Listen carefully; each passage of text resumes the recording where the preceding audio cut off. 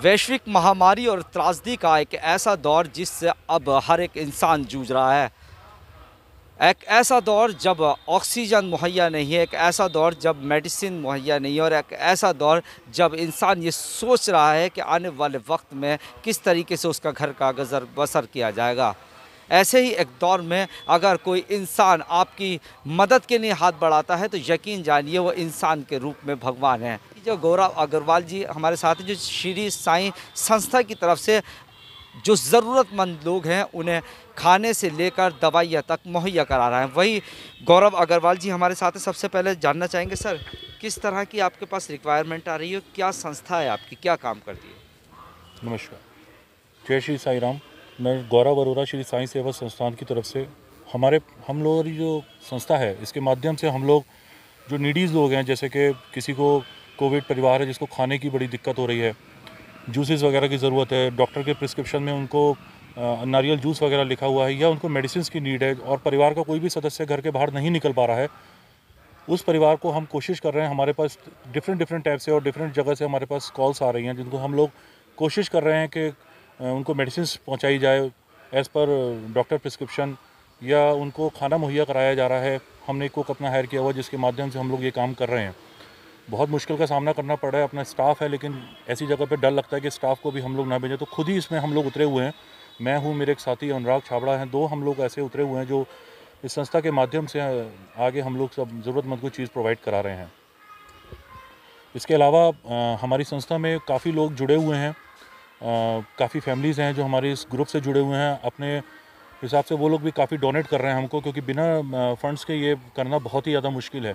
तो बहुत जागरूक लोग हैं, बहुत एक्टिविटीज़ लोग हैं जो हमारे साथ जुड़े हुए हैं और हम लोग इस कार्य को आगे बढ़ा रहे हैं हिम्मत करके। बाकी बाबा की कृपा है कि हम लोग भी ठीक रहें, आप सब लोग ठीक रहें। जो श्री साईं संस्था है आपकी, वो मुरादाबाद में किन किन इलाकों में जो दवाइयाँ हैं, ये जो खाने का सामान है वो मुहैया करा रहे हैं? श्री साईं सेवा संस्थान बेसिकली दीनदयाल नगर मुरादाबाद में स्टैब्लिश्ड है और इसके माध्यम से हम लोग ये शहर के हर जगह, यानी कि हमारे पास कल भी फ़ोन रेती मोहल्ले स्ट्रीट से आए थे, कुछ फ़ोन आशियाना से आते हैं, कुछ फ़ोन संबल चौराहे से, इनफैक्ट रामपुर चंदोसी जैसे छोटे शहरों से भी आ रहे हैं, लेकिन वहाँ तक हमारा पहुँचाना बहुत मुश्किल हो रहा है। लेकिन हम शहर के कोशिश कर रहे हैं कि हर कोने कोने तक, जहाँ तक हम लोग कर सकते हैं वहाँ तक हम लोग अपनी तरफ से मुहैया कराने की पूरी कोशिश कर रहे हैं और अब तक करते आए हैं और ईश्वर ने चाहा तो आगे भी करेंगे। सर, एक ऐसा दौर जब परिवार के लोग, मान लीजिए कोई कोरोना पॉजिटिव हो जाता है तो उसके पास तक जाने में डरते हैं, लेकिन एक ऐसे ही दौर में आप सामने आए हैं। क्या, किस तरीके से आपको इतना साहस कहाँ से मिला?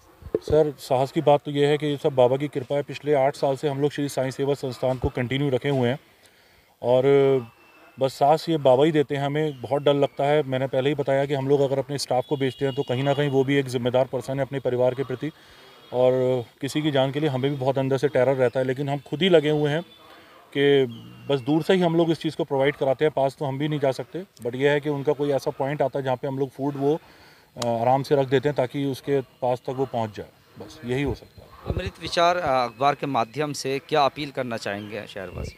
सर, मैं यही कहना चाहता हूँ कि कुछ लोग, जितने भी जो सेफ़ लोग हैं, अपने अपने घरों में रहें, बाहर ना निकलें। बहुत ज़रूरत हो तभी निकलें, क्योंकि जिस तरीके से कॉल्स हमारे पास आ रही हैं, जिस फैमिलीज़ की कॉल हमारे पास आ रही हैं, मतलब दैट इज़ वेरी डिफ़िकल्ट। बहुत मुश्किल है उसे सुनना भी, क्योंकि किसी परिवार के केवल एक बच्चा है, वो बाहर है, वही मतलब क्वारंटीन नहीं है, बाकी सारे पूरी फैमिली इंसुलेट पड़ी है। बहुत ही मुश्किल का सामना करना पड़ा उन परिवारों को जो ऑलरेडी पॉजिटिव हो चुके हैं। तो ये तो हम देख रहे हैं। तो मैं तो यही अपील करूँगा इस अखबार के माध्यम से कि जितना हो सकता है अपने घर में रहिए, बहुत ज़रूरत है तभी घर से बाहर निकलिए। और अगर ऐसी कुछ संस्थाएं हैं जो मार्केट में इस तरीके से एक्टिविटीज़ कर रही हैं, तो एटलीस्ट कम से कम 1 से 2 ही लोग ऐसे हों जो उस संस्था के माध्यम से जो मार्केट में केवल ये चीज़ें डिस्ट्रीब्यूट करें, जो उन पॉजिटिव फैमिलीज़ हैं उन तक ये चीज़ें मुहैया कराएँ।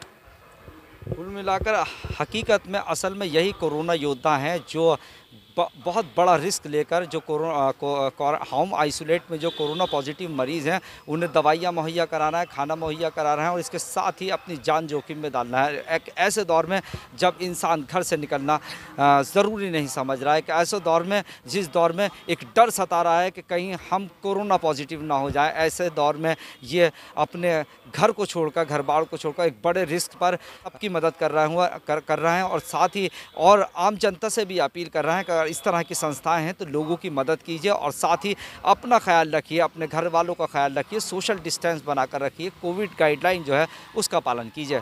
कैमरा पर्सन फरदीन अली के साथ अब्दुल वाजिद, अमृत विचार, मुरादाबाद।